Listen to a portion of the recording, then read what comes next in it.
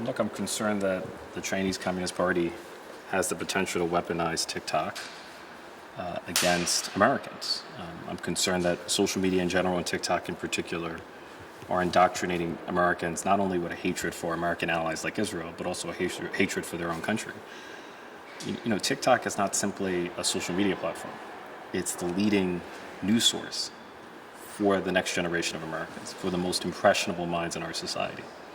And the fact that we're putting the leading news source that shapes the most impressionable minds in our society potentially in the hands of our foreign adversary, I think that is a colossal strategic miscalculation, and it's an act of national self-sabotage. Yeah, I think TikTok is specifically trying to gain influence here. I think they do that by putting information out in different ways to create sympathies towards themselves. I think they want to shape the information space, as I talked about there, what I consider now the information battle space. So yeah, I think that they are very malign in their influence and trying to be part of influencing opinion in the United States in ways that are sympathetic to China, that advance their causes. I think that's very, very problematic. I think that we as Congress need to act.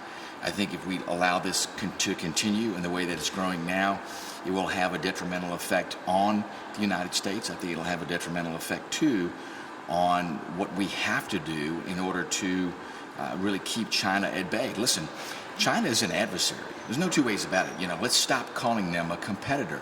China is an adversary, period, plain and simple. The end goal is the 100-year marathon. The end goal is to displace the United States as the world's global superpower.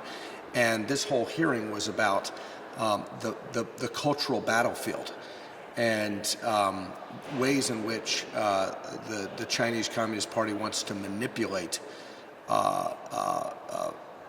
people's opinions of American culture versus, or Western culture, or democratic culture versus the authoritarian model that they hope to advance. So that is a danger, that is a threat, and free societies need to promote free ideas, free speech, free thought, freedom of conscience, and manipulating the message through platforms like TikTok are a problem for freedom. So that's what we need to highlight, and Congress needs to look at policy solutions for that and promote freedom of speech and a true marketplace of ideas where falsehoods can be exposed.